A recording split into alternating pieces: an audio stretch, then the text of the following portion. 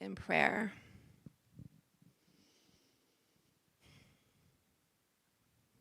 Dear God, God of presence and truth, as we gather now, may your Spirit help us slow down as we step away from noise and hurry and distraction, and we enter into this moment with you. In the quiet, help us encounter you. Help us to notice what we're carrying, what we're avoiding, what we long to be healed. Give us courage to be still, to listen beneath the surface, and to trust that you meet us not only in our strength, but also in our weakness. As we learn to practice solitude, teach us that we are not alone. As we face our hearts, remind us that we are deeply known and deeply loved by you. Create space within us for your Spirit to move, to reveal truth, to bring conviction where needed, and to offer grace where we are weary. Prepare us now to worship, to listen, and to respond. May this time draw us closer to you and shape us more fully into the people you are calling us to be. We offer ourselves to you, just as we are. Amen.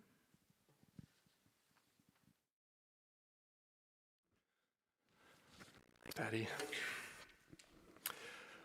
We're currently exploring the spiritual practice of solitude from Practicing the Way. And last week we saw that this was a habit of Jesus, and we defined solitude simply as being in a quiet place alone with God. Now imagine for a second you have 21 days in an isolated cabin in a forest, all alone. You're not allowed to bring it with you any tech, no phone, tablet, computer, or TV. Also no books, no alcohol, or whatever your favorite beverages are. No strenuous activity like exercising. You're only allowed 1 cup of coffee a day, and you have to pack in your own food, and your only human contact is the on-site clinical psychologist and spiritual director who oversees this program. How do you think you would do at a place like that for 21 days straight? Show of hands, who thinks this sounds amazing? I'm in. Show of hands, who thinks that sounded great right up until you said no books and 1 cup of coffee? I'm in that camp. Okay, there's all my introverts. Show of hands, who thinks that whole deal just sounds like torture and why would anyone ever do that? Okay, a few of you. Such a program actually exists in the Pacific Northwest in the US. And John Mark Comer talks about his experience going to this solitude retreat on a sabbatical that he had.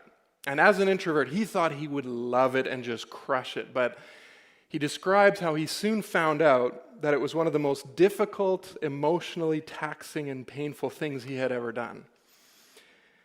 It probably makes sense to us, to not allow screens. We all need a good screen detox. But no books? Not even hiking or canoeing? Only 1 cup of coffee a day? Why? The director says that it's because the program who designed it wanted to recreate the experience that Jesus had in the desert, or Elijah or Moses in the desert. And he says the desert teaches by taking away. I don't know about you, but I'm used to learning by addition, by adding things to my life. I'm used to learning by taking another course, or reading another book, or attending another conference, or listening to another podcast.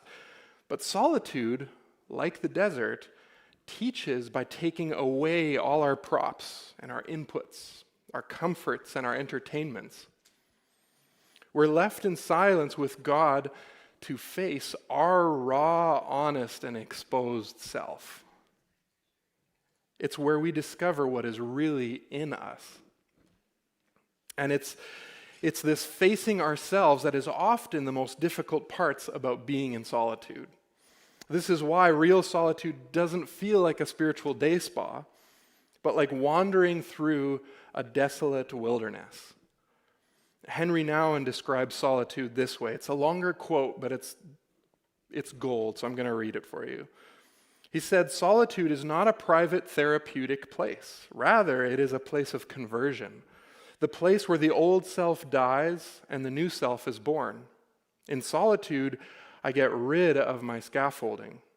I have no friends to talk with, no telephone calls to make, no meetings to attend, no music to entertain, no books to distract, just me, naked, vulnerable, weak, sinful, deprived, broken, nothing. It is this nothingness that I have to face in my solitude, a nothingness so dreadful that everything in me wants to run to my friends, my work, my distractions. Solitude is the furnace of transformation, the place of the great struggle and the great encounter. The struggle against the compulsions of the false self and the encounter with the loving God who offers himself as the substance of the new self. See, for Henry Nouwen, solitude is a place of encounter. And over the next 3 sessions, the plan is to cover 3 primary encounters that we face in solitude. First, what we're talking about today is this encounter with ourself. Next week, Glenn will be speaking on an encounter with our enemy. No, Glenn is not the enemy, by the way. And finally, Pastor Patty is going to wrap this series up with an encounter with our God. So first up today, an encounter with ourself. The first thing when you go into solitude, rather than feeling happy or at peace, is often the opposite at the beginning. Whatever is buried beneath the surface of our lives starts to come to the surface. And you may experience one or more of the following: exhaustion. The first thing people often feel in solitude is just how tired we are.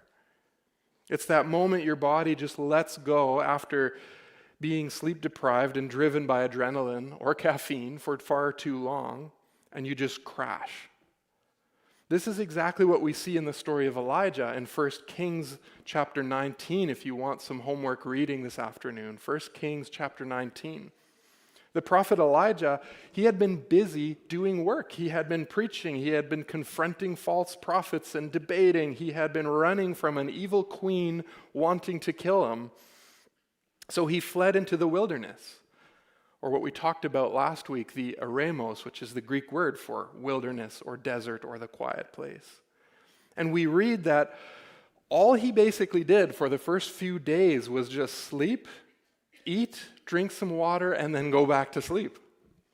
It's one of my favorite chapters. And author Ruth Haley Barton invites us to identify where we are on the tiredness spectrum. On one end of the spectrum, she says, there's a healthy level of tiredness. It's that feeling at the end of a long, productive work week, job well done, right? Where you are satisfied and you're ready for a Sabbath. Then there's the unhealthy rest, where you're not sleeping enough, you're low on margin, high on stress, you become more easily irritated, less patient with people, maybe stress eating, or you're compensating the lack of sleep with extra caffeine. And then on the other end is the tiredness spectrum is dangerous tired, when you've lost touch with your own self-care, your connection with others is suffering. And if you're honest, you lose your connection with God. And the telltale sign that you're dangerously tired is that you're easy prey for temptation. Where would you plot your soul today on the spectrum of healthy tired and dangerous tired? Another feeling that comes up commonly in solitude is fear. When we sit still and in silence for a moment, anxious thoughts begin to rise. And we feel anxious rather than at peace. Third, sadness. Our hurts, our grief, our losses tend to come to the forefront of our consciousness. Even happy kinds of sadness. For example, my nephew just got married a couple of weeks ago, and it was a great wedding. It was a really joyful celebration. But my sister and brother-in-law were also grieving the pain of now officially being empty nesters as they returned to their house in solitude. The upside, as John Mark says, is that when you let yourself really feel your sadness, only then does it give way to true joy. But it takes time. And another emotion we often feel in solitude is anger. I don't know about you, but I find that at times when I'm in a quiet place, I begin to rehearse past interactions where someone offended me or hurt me, or I begin to imagine a completely made-up argument with someone, making myself all mad at this imaginary argument I'm having with someone. I know, I probably need some therapy for that one, but I learned this week that I'm not the only one who does that. Thankfully, I realized this is a common struggle that many have. Many Christian writers have written about how in quiet prayer, one of the major challenges we face is anger because of all of our hurts that come up and all the people who have wounded or wronged you comes to the surface. And finally, shame. When we cease all our activity and turn off the distractions, it's common to become aware of all the ways that we are disappointed in ourselves, right? We become aware of our own character flaws, our failures, where we drop the ball, our own areas of unhealth and dysfunction, our struggles, our addictions, our bad habits, our own sin. Now, you might be thinking, if these are all the common experiences in the practice of solitude, why in the world would I sign up for that? This is like the worst sales pitch ever, Rick, right? It sounds like those commercials that are trying to sell you on a pharmaceutical medication, but then at the end they have to rattle off the long list of really terrible side effects that might happen. Why should I engage in solitude if I might just end up feeling tired, anxious, sad, angry, and ashamed? Here's the answer. Because all of that stuff is already in you. And we can run from it for a while, we can suppress it for a while, but unless we face it head on with God, this stuff starts to leak out of us in all kinds of unhealthy ways, like toxic pollution, and it will affect the people around you say you care about, and it pushes people away. And to get free of it, we have to face it. And the problem is our culture has become incredibly sophisticated at not feeling pain, primarily through the medium of distraction. And we have an all-you-can-eat buffet of options for distractions that are all ready to numb, suppress, or help you ignore the pain that you have inside. That buffet might include alcohol or cannabis or sugar or work or shopping, travel, entertainment, social media, porn, or something altogether different. One medical article argues that just like toddlers use a pacifier, adults and teens use smartphones as an emotional pacifier. And as long as you use a pacifier, you never grow up. And not only are we Christians prone to the same myriad of distractions as everyone else, but we have this unique danger of being able to spiritualize them, right? We can avoid emotional, relationship, and psychological wounds by just doing more Christian things like serving at the church or listening to worship music or even Christian entertainment. It's what psychologist John Welwood calls spiritual bypassing, or Pete Scazzero calls using God to run from God. But there's another church culture aspect that makes it difficult for us to actually face our true selves. It's the culture of positivity. This lie that if you're a Christian, you should always just be bubbly and happy and smile and you're fine and it's fine and everything's always fine. But as a friend of mine always said, you know what FINE stands for, right? Feelings in need of exploration. And don't get me wrong, it's not that being positive is altogether a bad thing. There's a lot of positive things we can learn about being positive. But the problem is that so few people are telling the truth about how they're actually doing. And this is why I think church in general can learn a lot from groups like NA and AA. When you show up to an NA meeting or an AA meeting, you are expected to show up not with a fake facade, but to show up with your real self.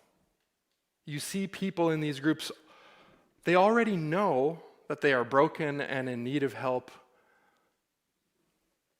And the reality is we all are.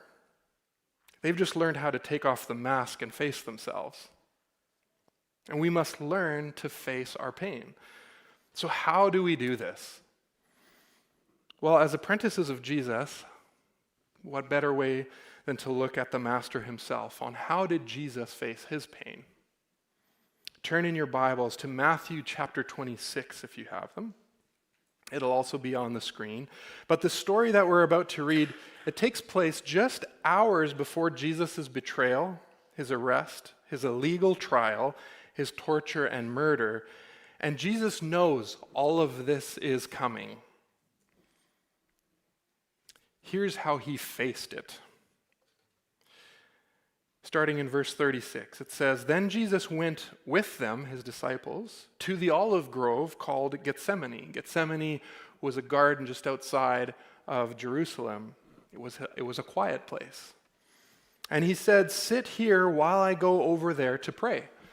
He took Peter and Zebedee's two sons, James and John, and he became anguished and distressed, or overwhelmed with trouble, another translation says. He told them, "My soul is crushed with grief to the point of death. Stay here and keep watch with me." He went on a little further and bowed with his face to the ground, praying, "My Father, if it is possible, let this cup of suffering be taken away from me. Yet I want your will to be done, not mine." This is the word of the Lord. The Gospel of Luke also has this story, and in Luke's version it says Jesus went out to the garden as usual. Again, solitude was a spiritual habit of Jesus. He did this regularly.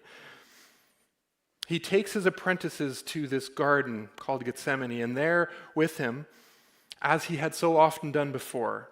And he takes them with him so they can observe. Notice what feelings first arose in Jesus in this moment of solitude. Pain, fear, sadness, probably anger. It says he began to become anguished and distressed. He said to them, "My soul is crushed with grief to the point of death." What does Jesus do with these uncomfortable feelings? He doesn't pacify them. He doesn't run. Jesus goes to the place of pain, facing it head on. Let's take a look at how he does this. This is the pattern we notice. First, he names his pain to God and to his disciples. No filter, no edit, no power of positive thinking, just uncut, raw honesty before God. He tells his Father and his disciples exactly how he's feeling. Second, he tells God what he wants. "Father, if it is possible, may this cup be taken from me." He's honest about his desires that are driving this fear. "God, I don't want to go to the cross. If there is any other way, make it happen, make it so." And finally, he gives God his trust. "Yet not as I will, but as you will." He comes to the place of surrender. This is the pattern laid down by Jesus for his apprentices to follow. The pattern is not distraction, but to go into solitude and face yourself. Let yourself feel whatever wants to come to the surface. It may be joy or gratitude, but it may be exhaustion or fear or anger or grief or shame. Whatever it is, Jesus named it. So name it. Even modern psychologists talk about the power of naming your feelings on your road toward healing and growth. So give God your honest, raw, uncut feelings. Pray whatever is in you.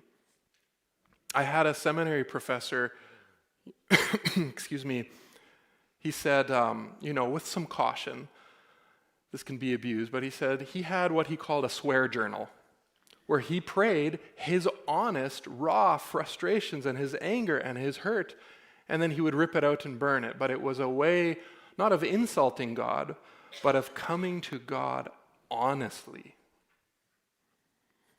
If you've got bitterness, pray that. If you've got hurt, pray that. Worry, pray that. Stop thinking that prayer is about performing the right words. Pray what you've got. Private prayer isn't a place to be neat and tidy. It's a place to be real with God, who knows your most inner thoughts. 2/3 of the Psalms are Psalms of lament. And people who are driven by the power of positive thinking don't know what to do with 2/3 of the Psalms. But it's important to note there's a difference between lament and just complaining. Complaining is just griping about your life and how things aren't fair, and it often makes the problem worse. Complaining is just taking a handful of whatever you're not happy with and then throwing it into the fan and letting it fall on whoever and whatever is in the vicinity. Many of us do this, and it is not helpful. Lament is different. Lament is like taking a shovel to go down into the deepest parts of your life, down into your pain, scooping it up and offering it up to God,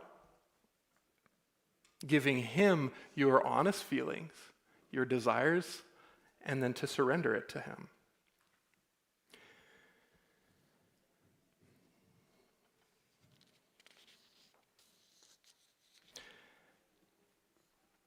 The second part is giving our desires to God. First, we name what is in us. Then we give our desires to God. Our desires is actually what drives our feelings in the first place, right? We feel happy when we get what we want.